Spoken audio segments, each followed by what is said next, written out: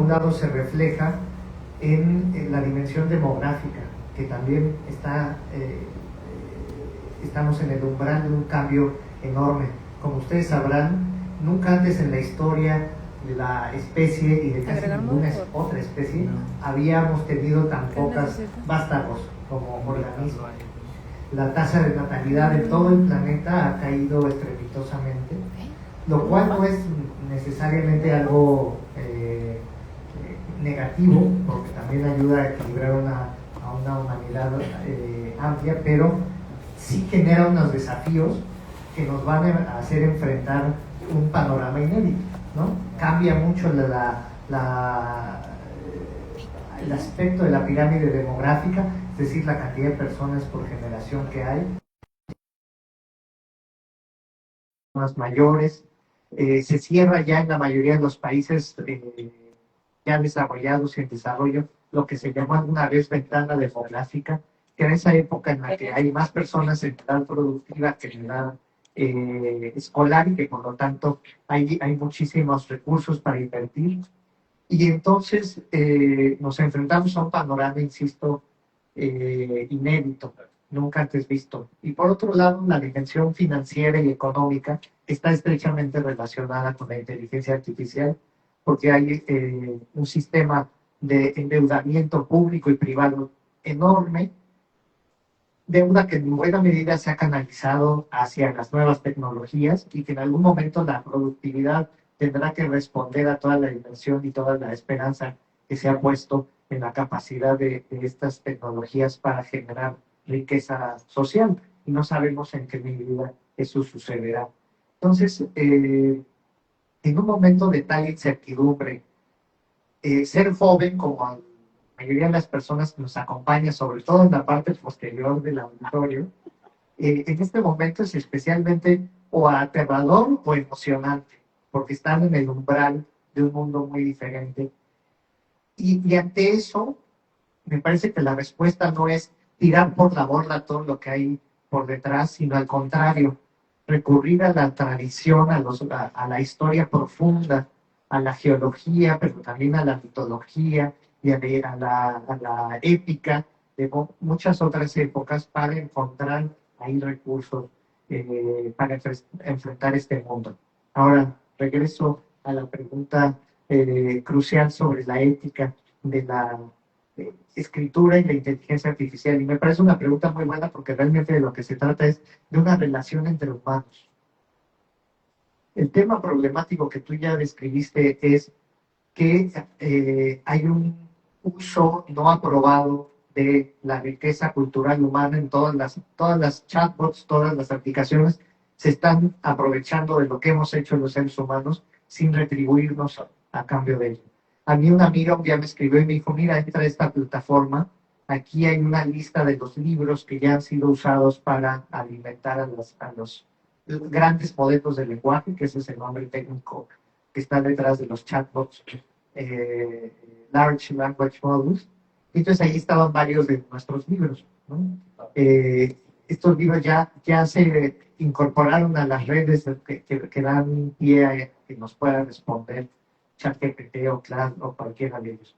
Entonces ahí ya empezó mal la relación social, porque nunca hubo aprobación, nunca hubo un proceso político, público, deliberado, de organizar cómo se iba a aprovechar esa riqueza autoral. Yo he pertenecido al Foro Internacional de Autores, que defiende los derechos que tenemos los autores de compartir nuestro trabajo de manera consciente, y eso no sucedió aquí, ¿no? Aquí ha habido un gran aprovechamiento. Entonces ahí hay un problema ético que no podemos soslayar. Entonces ya le estamos pagando a empresas que han aprovechado, minado el conocimiento colectivo, el lenguaje, el habla de todos. Y por otro lado, hay otra dimensión más personal, que es la del encuentro. La escritura no es esencial, no es sustancialmente diferente de la conversación, de sentarte frente a alguien a intercambiar aspectos de sus vidas interiores, de lo que está pasando entre ellos. Y eh, poner al organismo humano a dialogar con una simulación de un ser subjetivo, psicológico, pues no van a satisfacer esa necesidad humana que tenemos de contacto con otro ser. Nos puede dar información, nos puede dar validación, nos puede resolver la tarea muy rápido, nos puede ayudar a arreglar el problema que tengamos con el celular, pero no va a generar comunidad humana, la está más bien deshaciendo. Entonces el peligro de que se descompongan los tejidos sociales porque dejemos de hablar entre nosotros, de ser capaces de expresarnos unos a otros lo que pensamos y dependamos de las tecnologías que le pertenecen a un puñado de empresas transnacionales para subsistir, pues es peligroso y es empobrecedor. Y a mí lo que me ha servido en la vida como ser humano, y lo comentábamos hace poco en la estación de radio de la universidad, es para orientarme ante los desafíos existenciales, conocer la experiencia de otros seres humanos. Y la inteligencia artificial tiene algoritmos orientados a darte la razón, a darte por tu lado, a adular. En inglés le llaman esta característica que es absolutamente prevaleciente. No puedes comprar. Parezco yo como una. Es adulador. La inteligencia artificial te va a adular, te va a decir casi siempre lo que quieres escuchar. Y la literatura no debe hacer eso. La literatura debe decirte lo que te duele escuchar, lo que te cuesta trabajo entender o lo que te cuesta trabajo aceptar, porque eso te va a ayudar a formarte como ser humano. Entonces no nos conviene que nos adulen constantemente porque eso nos va a hacer perder el contacto con la tierra. Ok, bien, entonces, Y el iPhone. bueno, como tú lo presentas y como bueno, cada quien lo puede ver con medios de comunicación, que es muy presente, de cómo el mundo editorial se encuentra en un proceso complejo. Actualmente hay editoriales que, por ejemplo, en Europa, la ley de la IA de la Unión Europea aprobó la ley más sexista del mundo sobre tecnología. Bajo el artículo 50 de la ley de inteligencia artificial, declararon que textos publicados, cualquier texto de interés público que sea generado por una IA, debe llevar una marca clara que avise al lector. Sería como los cigarrillos que dicen que ahora le han escrito que dan cáncer, ¿no? Entonces ahora uno se compraría estos libros y diría que lo hizo la inteligencia artificial. Y de esa manera no pudiera establecer las diferencias. Entonces, es una forma realmente de proteger la autoría, de proteger los autores, pero también de entender cómo funciona el negocio. Porque una inteligencia artificial que te haga un libro, es muy difícil tú decir que tiene los derechos sobre ese libro, porque pertenecería a la comunidad en general, ¿no? Entonces hay un problema gravísimo con eso, que tiene que ver cómo grabamos este tipo de artículos que se hacen con la inteligencia artificial. Entonces, ¿qué pensamos de esto? Estamos en un momento muy temprano, esto se ha ido demasiado rápido, se ha acelerado de una manera increíble y todavía no hemos puesto las restricciones y las leyes que deben de existir.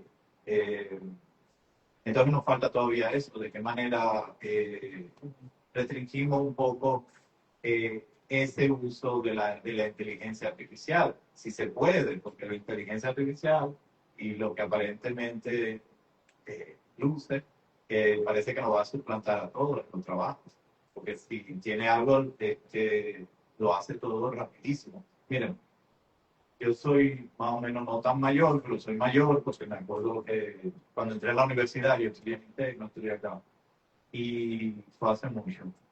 En mi casa no había internet, el internet lo teníamos, yo iba a la universidad y chequeaba, y yo me acuerdo que me gustaba mucho buscar fotos de arte, ¿no? De pinturas y cosas de esas. Yo entraba a unos buscadores, en esa época se llamaban Alta Vista, Yahoo, que creo que existe todavía, Alfosam, viejísima.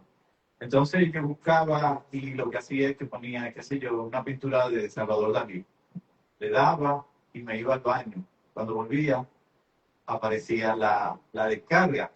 Entonces, viendo la velocidad con que aparece la información ahora, porque hay un tema muy interesante que tiene, la tecnología se relaciona mucho con la velocidad siempre.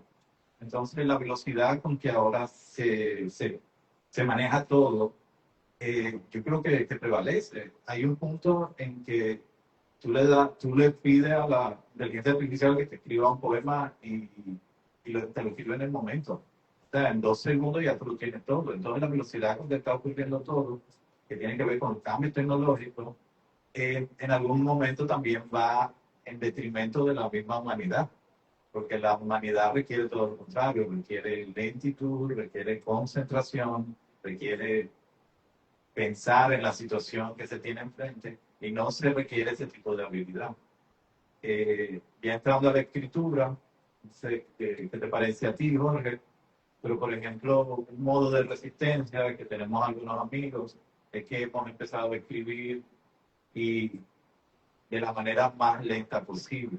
O sea, cosa que quizás se tomaba una semana, dedicarle un mes más, volverla a reescribir, volverla a rehacer sin ningún tipo de prisa, sin ningún tipo de aceleramiento, sencillamente disfrutar el proceso, porque una de las particularidades que tiene la escritura es que se disfruta, escribimos para disfrutar, no escribimos para publicar, no escribimos para descubrir, escribimos para disfrutar el proceso, porque en ese proceso nos estamos tratando de conocer a nosotros mismos.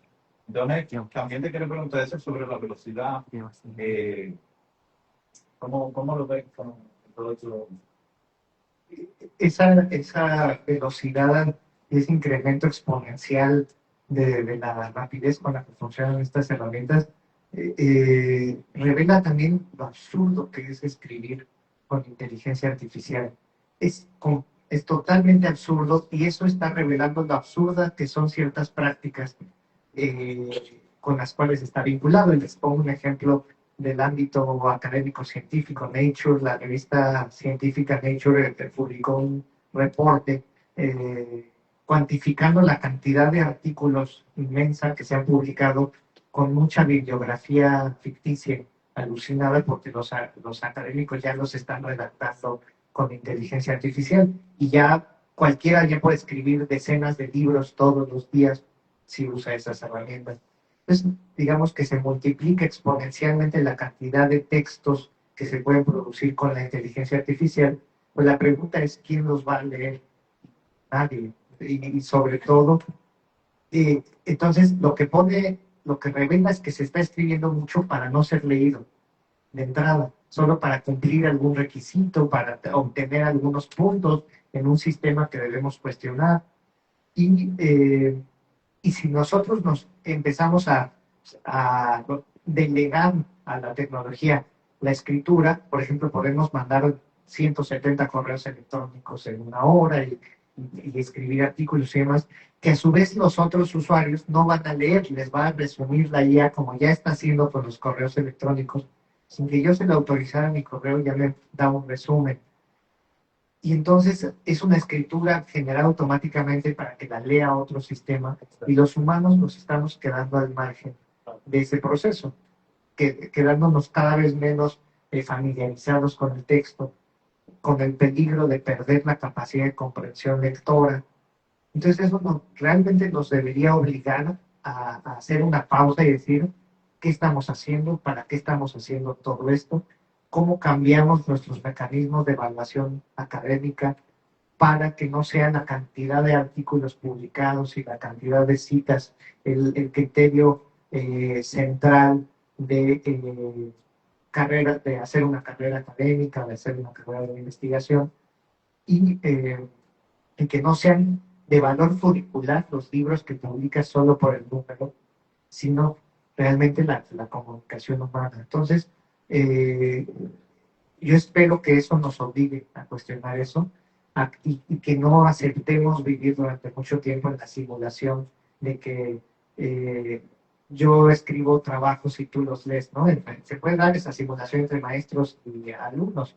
Los alumnos fingen que escribieron los trabajos finales y el profesor finge que los lee para calificarlos y nadie hizo nada. Ese es el escenario distópico en el cual podríamos caer si no nos sentamos a discutir nuevas maneras de generar, discutir conocimiento y de no perder la presencia de la comprensión lectora.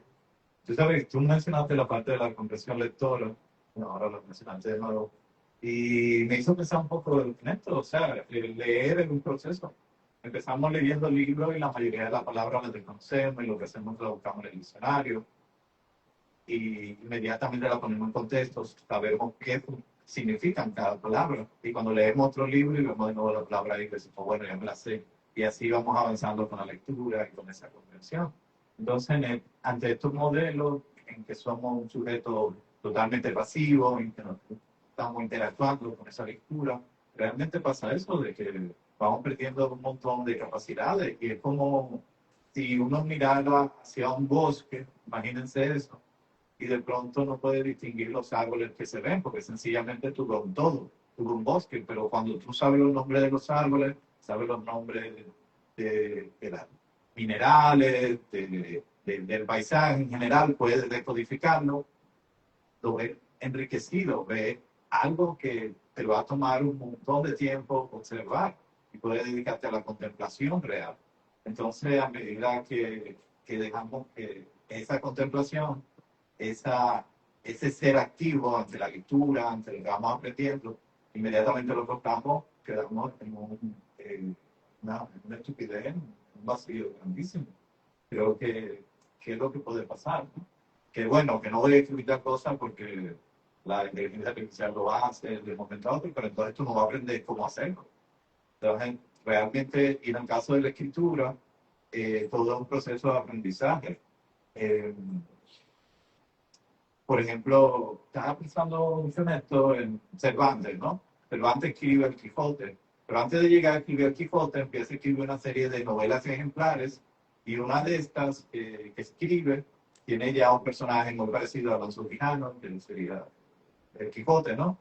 Y aprende, él se da cuenta de cómo se puede escribir esta historia, pero lo aprende escribiéndola.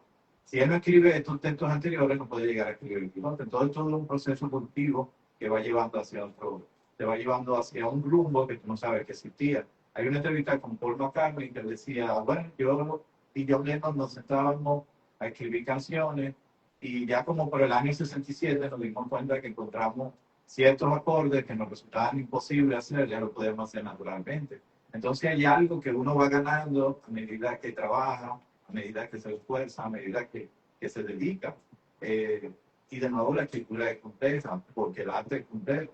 Y es compleja por eso, y por eso es que vamos a la literatura, porque buscamos esa complejidad, esa inteligencia que nos acerca, ¿no?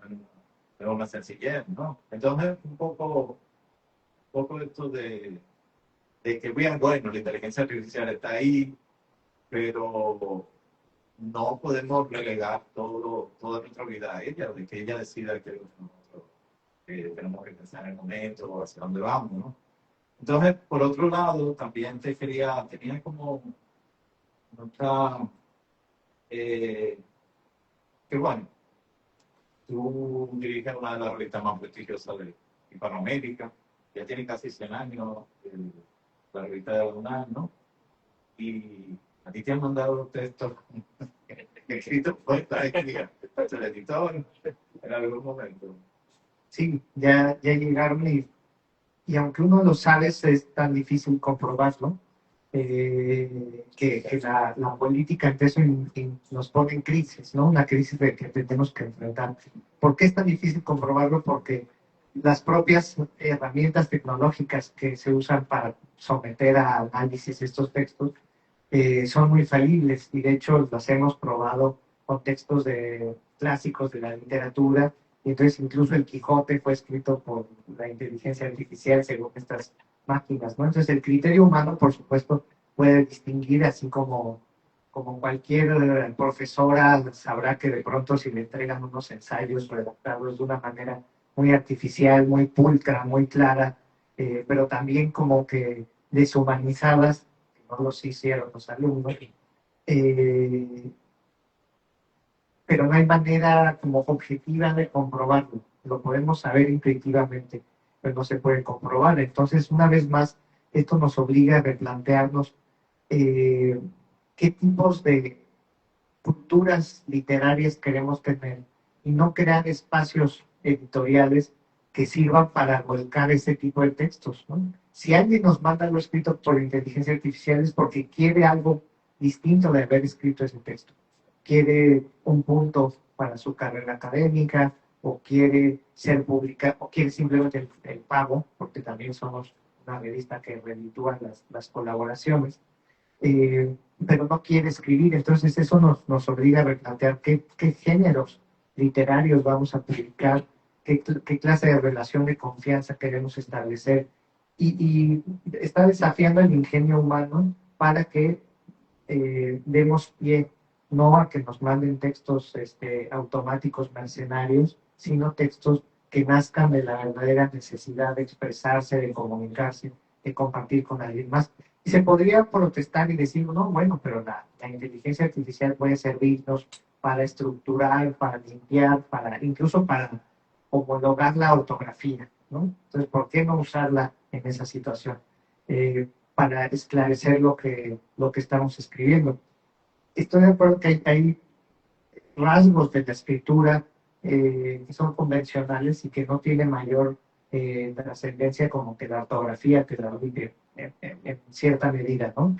Pero es que es tan peligroso caer en que, bueno, pero que me ayude un poco más o que te sugiera, y que de pronto caigamos en que no la usamos nada más para ese arreglo último cosmético, sino que ya la escriba realmente. La podemos comparar con el uso de sustancias adictivas, ¿no? Que sea tan difícil con tener el autocontrol sobre la dosis que nos administramos, y por ello nos está desafiando, nos está cuestionando qué es ser humanos y para qué hacemos lo que hacemos.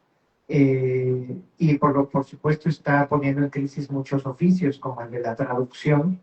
Justamente antier platicaba con una traductora profesional de muchas décadas y decía, ya mi trabajo ya es de revisar, no es de traducir, ya se devaluó, ya bajamos las tarifas abruptamente, y bueno, uno puede estar a favor del progreso y decir, pues sí, como se acabaron los herreros que hacían herraduras para los caballos y ahora hay vulcanizadores que arreglan llantas, se acabarán unas profesiones y vendrán otras. Pero insisto, el peligro es que en ese proceso nos perdamos incluso a nosotros mismos como especie, como cultura. No, igual no, los muebles no se siguen haciendo personalmente, viene un diseñador y te hace algo personal, ¿no? Entonces todavía hay algo también sobre todo en el ámbito literario, que yo pienso que, como tú mencionabas al principio, forma parte de una comunidad, hay como unos intereses que van más allá de netamente el producto, sino también de eso, de compartir ideas y de dialogar. Entonces yo creo que en ese sentido sí. Sí, o sea, pongamos un ejemplo muy concreto, que necesitas decirle a alguien, ya sea que sientes un enorme afecto, amor por esa persona, una declaración de amor, una declaración de despecho porque te traicionó tu hermano, tu mejor amiga, o le quieres declarar su amor a alguien y necesitas hacerlo por escrito porque en persona te quiebras emocionalmente. Y en esa situación, pregúntenselo seriamente, ¿se le van a pedir a la IA que escriba eso? ¿De qué va a servir? Si va a decir algo absolutamente homogéneo, prefabricado, y no lo que ustedes necesitan expresar. Entonces, si dicen, no, pues en esta situación sí escribiría yo mi declaración de amor o mi declaración de por qué me hiciste tal cosa, te lo tengo que reclamar. Es lo que nos hace humanos, tratar de decir eso. Y aunque parezca muy alejada el escenario, también hacer un ensayo escolar necesita expresar lo que nosotros pensamos y lo que generó en nosotros estudiar un tema, un, un libro, lo que sea, ¿no? Entonces sí, nos estamos haciendo obsoletos a nosotros mismos. Claro, y la función de presentar un tema que tú finalmente lo aprendiste y lo manejas. O sea, no hay una emoción semejante a eso, me parece. De que pasé un mes estudiando un tema y finalmente lo estoy presentando. O sea, es un proceso interesantísimo al siguiente de tu buscar una información y sencillamente verterla gracias a otra persona, ¿no? Yo lo veo un poco como es si tu papá te siguiera haciendo los trabajos, ¿no?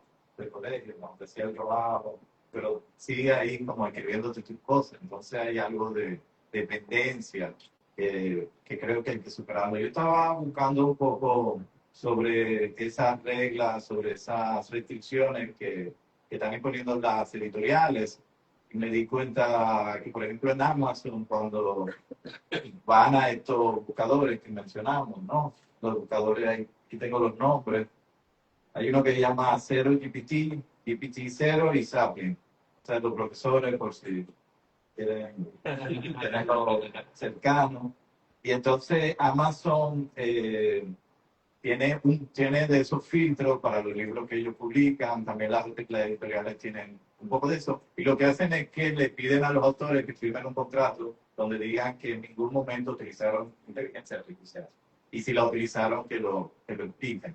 Entonces, es interesantísimo esta medida que están tomando. Entonces, hay otro problema con inteligencia artificial y tiene que ver con la falsedad de los datos, de que muchos datos que te aparecen no son reales, son datos que tienen problemas y cualquiera se da cuenta sencillamente diciéndole a la inteligencia artificial, estás equivocado. Y yo voy a decir, sí, me encuentro equivocado. Generalmente. Yo escribí un libro sobre el Pico Duarte, lo escribí hace un par de años. Y pongamos que uno de los descubrimientos que tiene el libro es que se encontró o se buscó, se registró una nueva altura que serían 3.101 metros de altura. Y bueno, yo estaba contentísimo porque aparecía por primera vez ahí en ese libro. Y entonces el libro se publicó, salió, le dieron mucha prensa, lo publicó CCN, estaba en todos los supermercados nacionales. O sea que el libro se difundió mucho. El punto es que yo le pregunto a la inteligencia artificial, le pregunto, ¿cuánto mide el Pico Duarte? Dice, 3.050 metros. Y yo le dije, y el libro que sacó Frank Baez, donde dice que, no, Frank Baez dice que son 3.075 metros. Entonces nos fuimos como en esa discusión y me quedé un poco pensando en eso, cuántos de estos datos que damos por hecho, por cierta retórica que tiene la inteligencia artificial, son realmente ciertos, reales, válidos.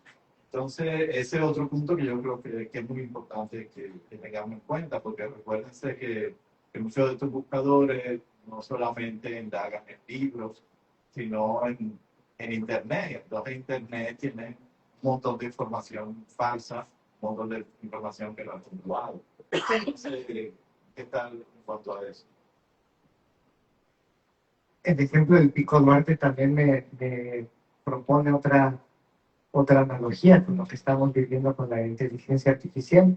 Habrá mucha gente que disfrute subir montañas, ¿no? Y que haya ido al pico y quiera llegar a la cima.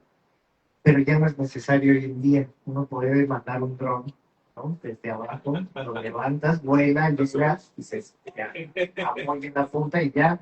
Y puede llevar cámara, entonces desde ahí toma fotos, lo levantas. ¿Para qué lo subes? ¿No? Esa sería la pregunta que podríamos hacer si ya existe el dron. Y sin embargo, habrá muchos seres humanos que digan, no, pero el gusto de subirlo, la recompensa es el esfuerzo y de estar ahí, mirarlo y hacer camino, ¿no? Y padecer para llegar, porque de otro modo no te da nada llevar el dron. Ya para eso te quedas en tu casa. Ya ni compras el dron, no haces nada, dejas de existir. Necesitamos ir a la cima nosotros mismos, no mandar a la tecnología a hacerlo, porque de lo contrario vamos a perder el sentido existencial. Y tal vez lo encontremos en otras áreas, pero hay que seguir hablando sobre estos temas, ¿no? Y tal vez sea invitar hacia los 15. ¿Eh? 6:50. 6:45. 6:45. Bueno, yo tengo otra cosa. Yo me puse a hacer algo y tú también hiciste algo que es interesante. Yo le pregunté a la inteligencia artificial si realmente los escritores consideran que hay que recomendarle a los jóvenes escritores la inteligencia artificial. Y lo interesante es que me dio una lista de escritores que la recomendaban y yo no conocía algunos escritores. Eran escritores amateurs la mayoría, gente que solamente había publicado una obra. Sin embargo, cuando hice la pregunta contraria, que le pregunté si algún escritor no recomendaba para nada la inteligencia artificial. Ahí me salieron un montón de escritores que yo conozco, gente que tiene obras y que son autores, y uno de los más fuertes fue uno, de hecho, un autor que vino aquí hace un tiempo, que es Mircea Captarescu. Él declaró: nunca usaré la inteligencia artificial para escribir, es un robo literario. Para él, recurrir a un robot significa engañar a los lectores y admitir que no confías en tu propia mente. Entonces, bueno, y eso me lo dijo la entrevista.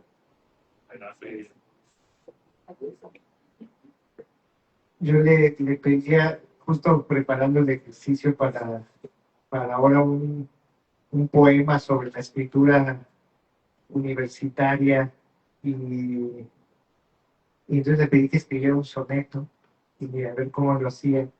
Y entonces, curiosamente, generó un texto muy correcto, pero que refleja la situación muy triste en la que nos podemos encontrar, ¿no? Dice: escribo siglos en papel de plata, descubro lo que el tiempo lleva oculto, y ofrezco al mundo el más amargo fruto que el árbol de la ciencia desbarata. Tres jueces ciegos mi labor relatan, con notas que devuelven lo sepulto, me exigen otra vuelta, otro tumulto, y al fin aprueban lo que antes desatan.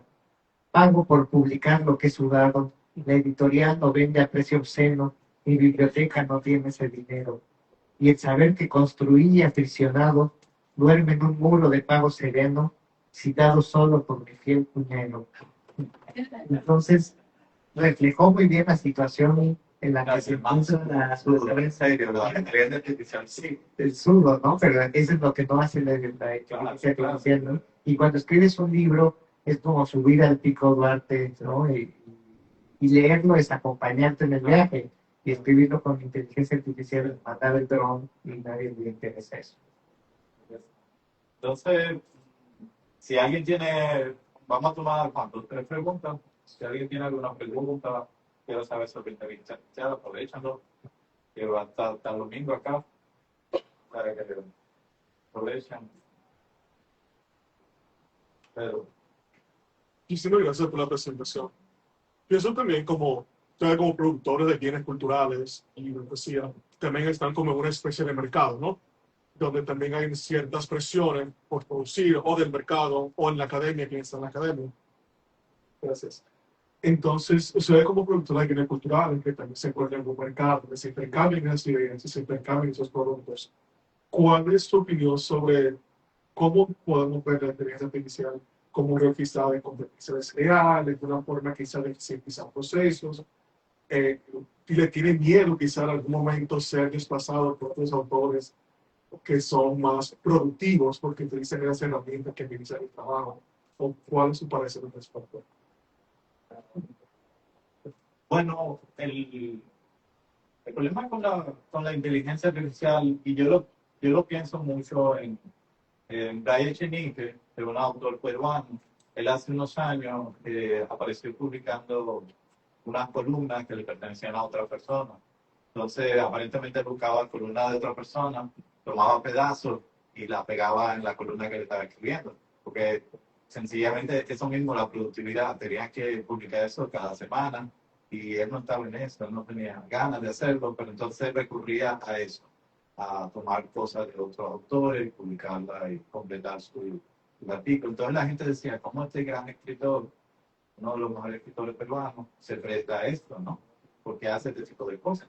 Entonces ya había un problema de presión, de que tenía que entregar este trabajo, y de que, bueno, aparentemente creo que ya estaba empezando a tener los primeros síntomas de Alzheimer, ¿no? Pero entonces, reflexionando un poco sobre eso, me doy cuenta que esto no, que no es muy distinto. Porque mucha de esta idea, vamos a poner que tú tengas que entregar un artículo en 3 días y tú no has escrito nada y no sabes de qué va a escribir, sobre todo esto de una columna en un periódico. Tú dices: bueno, aquí está, y como decía Jorge, una droga, es como aquí tengo toda la posibilidad, aquí tengo todo el lenguaje, esto no lo puedo hacer rapidísimo. Así que puedo evitar caer en este problema de que no voy a entregar la columna. Y mucha gente, claro, puede caer en eso y puede pedirle a la inteligencia artificial que lo haga. El único problema es ese de lo que le pasó a Ray Echenique, que la gente se dio cuenta de que lo estaba plagiando. De hecho, mucha gente que él plagió se sintieron orgullosa de que lo hubiera hecho. Pero con lo de la inteligencia artificial, como empezamos hablando al principio, hay una cuestión ética de por sí, que va mucho más allá, pero también está el caso de que es muy fácil de que te descubran. O sea, hay cosas de que de pronto tú estás citando a alguien y la inteligencia artificial no lo pudo discriminar, y después tú estás citando a Jorge en un artículo que publicó hace 10 años, 15 años. Entonces, tú no tienes filtro para decir, bueno, esto fue Jorge que lo hizo. Entonces, hay un problema grave ahí que está pasando con esto. Y creo que tiene que ver con la falta de regulaciones, con la falta de leyes que todavía hay en torno a la inteligencia artificial. Que, claro, tiene esa panacea de que todo el mundo tiene este conocimiento y le pertenece a todo el mundo, pero mentira, tú pagas por tener ChatGPT, tú pagas por tener alguna de las inteligencias artificiales, o sea que no hay nada, digamos, ¿verdad? Buena onda detrás de todo eso, sino al contrario, de algo que busca productividad y beneficio para un pequeño sector, ¿no? Entonces, bueno, yo lo veo así, no sé cómo. Sí, a mí en lo personal, por supuesto que me angustia estar en este momento de la historia donde podrían quedar obsoletas muchas de las habilidades que adquirí en lo escolarmente y que en teoría iban a ser valiosas para, para la sociedad, que de pronto se devalúen de manera abrupta y que deje de existir un interés por el tipo de obras literarias que yo puedo escribir. Sí, por supuesto que personalmente me preocupa, así como estarán preocupados todos los abogados jóvenes, porque el director Darío Amodei de Anthropic que ha declarado, dice, están a punto de desaparecer casi todos los puestos para los principiantes, para los practicantes, en un amplísimo rango de disciplinas, abogados, incluso médicos, porque las capacidades diagnósticas de estos sistemas están mejorando mucho, diseñadores, traductores, toda clase de profesiones estamos en lo mismo, entonces necesitamos hablar para reinventar nuestra sociedad, no hacer la respuesta simplemente proscribir el uso de la inteligencia artificial. Como apagarlo. Sí, no lo vamos a pagar, más bien tenemos que inventar otra sociedad donde depuramos a nuestra sociedad de ciertas prácticas automáticas que no nos dan sentido y creamos otra cosa. Creo que ese es el escenario más luminoso. Y un poco las regulaciones, que es lo que se está hablando, porque podemos pensar en alguien que esté fuera de la inteligencia artificial y que vaya a una biblioteca y tome los libros y copie esos mismos párrafos como si le perteneciera. Eso siempre ha ocurrido. El plagio siempre ha ocurrido, ¿no? El problema es cómo tú puedes detectar eso. Yo creo que, y sobre todo la velocidad en que están ocurriendo las cosas hoy en día. Entonces, a medida que haya más leyes, que haya más regulaciones, yo creo que se va a poder, pero se ve difícil. Yo creo que lo vemos difícil porque lo estamos viendo muy cercano, pero ya con el tiempo, ya cuando está un poco más lejos, vamos a poder. O sea, no ser tan fatalista, ¿no? ¿Hay alguna otra pregunta? Sí. Bien, gracias de antemano por esta participación que ustedes han tenido, muy importante, que estamos fomentando la lectura, la escritura precisamente en estos tiempos donde ya prácticamente se ha venido perdiendo el interés al libro en sí. Entonces, la pregunta viene dada de esto. ¿Cómo ustedes, bueno, qué opción ustedes ven viable para nosotros poder combatir con este ecosistema que se ha venido gestando últimamente, con el tema de la escritura de la IA, no solamente de libros, la utilización para distintos medios artísticos que se han venido adentrando básicamente en todas las áreas de las humanidades? Esa sería la pregunta. ¿Cómo ustedes ven, cuál opción ustedes ven viable para nosotros poder combatir este panorama? Bueno, sí, es verdad. Por ejemplo, en la música con Suno, tú le dices lo que tú quieres y te lo hacen en un segundo y te toca mejor que cualquier músico que tuviera ahí. O sea, ya estamos en unos niveles de copia así como perfecta, ¿no? No, yo diría, mira, es como ahora viendo como quizá la metáfora cuando surge la fotografía y la fotografía se desarrolla, se pensó que, mucha gente lo pensó realmente, que la pintura iba a dejar de existir, porque ya sencillamente tú tomabas una fotografía, no era necesario hacer un retrato de una persona ni nada de eso. Pero al contrario, o sea, los pintores siguen, se sigue pintando, la gente sigue comprando cuadros, poniéndolo en su casa. O sea, no creo que una cosa se relacione tanto por eso. Yo creo que en mi caso, y bueno, yo creo que en la mayoría, tuyo, claro, y de la mayoría de la gente que ama la literatura, o sea, uno escribe porque es su pasión. Uno escribe porque es la pasión que uno tiene y porque escribiendo uno se entiende en el futuro. Entonces yo pienso que el servicio de la IA es como hacer trampa, yo lo veo un poquito como eso. Es como un poco hacer trampa y lo veo en el mismo sentido de que si yo tomara un párrafo de un escritor oscuro y lo hago pasar como si fuera mío, así mismo, no parafraseándolo, uno puede jugar un poco con eso, no puede jugar, pero sencillamente copiándolo y poniéndolo. Yo pienso que es algo similar. Entonces, a mí me gusta, yo creo que y yo, de hecho, he usado la inteligencia artificial para la búsqueda, ¿no? Para buscar algo que me interesa, alguna búsqueda, y le encuentro, porque me parece que si quiero saber algo de Internet, es una manera idónea de hacerlo. Pero ya que se meta con la escritura o algo así, no sé, a mí no me funciona. No sé si a ti en algún sentido. ¿Tú le das algún sentido a la inteligencia artificial? O bueno, mira, por ejemplo, fácil, decir yo, tú tienes un problema en el carro y necesitas resolverlo rápido, tú le pones ahí, mira, necesitas tal. Ahorita estaba resolviendo lo de la visa estadounidense y puse, o sea, hay cosas que son prácticas, que funcionan realmente. Entonces yo pienso que ante las cosas prácticas, esto es un modelo que está muy bien. Sí, yo regreso al ejemplo de subir la montaña, ¿no? Como uno puede estar ya intoxicado de estar en la computadora, de estar encerrado, estar sin moverse, sedentario, y alguien te puede venir a decir, te invito a que vayamos a escalar ese monte, ese cerro, nos levantemos a las 4 de la mañana y veamos el amanecer en el camino y nos costará trabajo. Y a mí eso me puede llenar, y si al otro también te acompañará en ese camino. Y hay que luchar políticamente porque existan las condiciones para poder hacer eso, por un lado, o sea, que haya fin de semana, ¿no? Para que puedas ir a subir un cerro, pues lo mismo, luchar porque un libro, que es un acto de introspección, de meditación, de imaginación, para poderlo leer necesitas luchar por el tiempo libre, y eso no implica solamente las horas vacías, sino también las prácticas sociales, por ejemplo, limitar en el ámbito laboral la posibilidad de usar WhatsApp y otras cosas todo el tiempo, porque entonces si estás localizable todo el tiempo en tu trabajo, nunca te vas a poder distraer del celular y entonces nunca te vas a concentrar en el libro. O si nuestras prácticas sociales de las redes siguen siendo de subir a todas horas de todo, esa distracción también va a ser absolutamente corrosiva para la posibilidad de que la literatura se siga cultivando o de que se cultive el ir a un cerro, porque entonces, y le pasa a mucha gente, el síndrome de abstinencia del celular. Entonces, un sábado dejen el celular y váyanse al campo, y igual van a sentir como que les falta una sustancia para estar tranquilos, ¿no? Una ansiedad, porque no hay señal allá afuera. Entonces,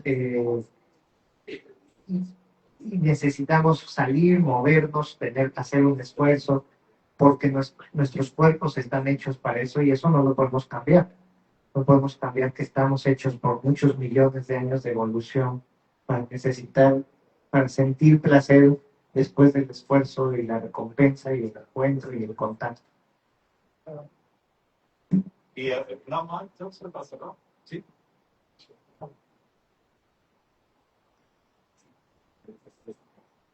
Sí, la idea también yo creo que en el fondo es eso de que no dependemos tanto de la tecnología. No queremos hacer creer eso, de que dependemos tanto de la tecnología, que la tecnología no podemos vivir sin eso, pero realmente la gente vive hace eso. Ok, bueno, buenas tardes, Juan Pablo también, al igual que los demás, me agradezco mucho las informaciones que acabo de llevar hoy, porque han sido bastante oportunas. Pero a mí me interesa algo, y es que hay un refrán que yo repito mucho siempre, dime con quién andas y te diré quién eres. Siempre nosotros construimos una identidad académica alrededor de personas que eran muy cultas, muy bien trabajadas, etcétera. Pero en el momento en que ahora esas personas recurren a la inteligencia artificial para poder, en este caso, enriquecer a sus textos o utilizar técnicas que quizás no manejan, ya todo lo que producen pierde totalmente el mérito, solamente por decir que se apoyó indirectamente a la inteligencia artificial. O sea, quizás la sensibilidad yo sí la tengo, la formación la tengo, pero hay una técnica que quizás la inteligencia me la puede dar fácil en lugar de yo tener que revisar miles de artículos para buscarla. Entonces, ¿cómo yo puedo lidiar con esa despersonalización que adquieren mis textos al momento de yo asumirlos sin darme inteligencia artificial, que simplemente me ayudó a recurrir a una técnica para yo enriquecerlo? Muy bueno, lo hacemos rápido. Sí. Mira, hay una ensayista que me gusta mucho y el tipo decía que a él una de las cosas que le gusta, toda esa información puede estar en internet y todo eso, pero a él le gustaba ir a los periódicos, tocar, ver las fotos de salir en el periódico, la información, y eso lo emocionaba, eso lo llenaba de pasión, de entusiasmo. Entonces yo pienso que ahí lo que estamos hablando es un tema de velocidad. Claro, tú puedes conseguir toda esta información en 3 segundos. Y si tú necesitas hacer algo rápido, eso lo va a resolver. Pero cuando tú estás apasionado por un tema, el tiempo no cuenta. Porque tú estás en otro estado, estás en un estado de la eternidad, de que yo estoy disfrutando el momento. Entonces, en ese disfrute que yo creo que ahí es que está la buena escritura y ahí es que está la literatura. Ahí es que están las cosas que nos apasionan, ¿no? Eh, pero, sí. Yo creo que ya cerrando justamente, no, Frank y yo no venimos con respuestas del futuro, no venimos no tenemos ningún doctorado en estas situaciones. Lo que traemos son las preguntas, ¿no? Y tu pregunta también a mí me pone a pensar cosas que no puedo responder todavía. Y eso es lo valioso de este evento que ha promovido la universidad y que les agradezco de nuevo el espacio y su tiempo para que no nos dejemos llevar por la corriente, ¿no? Nos está llevando la corriente, todos estamos abriendo ChatGPT, todos estamos bajando Clone, todos estamos bajando las aplicaciones y nos va llevando la corriente. Pero esta es una oportunidad para frenar y hacer preguntas y ver qué está viviendo los demás y tomar ciertas decisiones y volver a adquirir cierto control hacia dónde vamos. Si no, nos van a arrastrar. Entonces, estamos empezando apenas, ¿no? La catarata está por allá y este espacio fue para invitarles a eso, a movernos, preguntándonos lo que nos estamos preguntando. Mil gracias también. Mil gracias.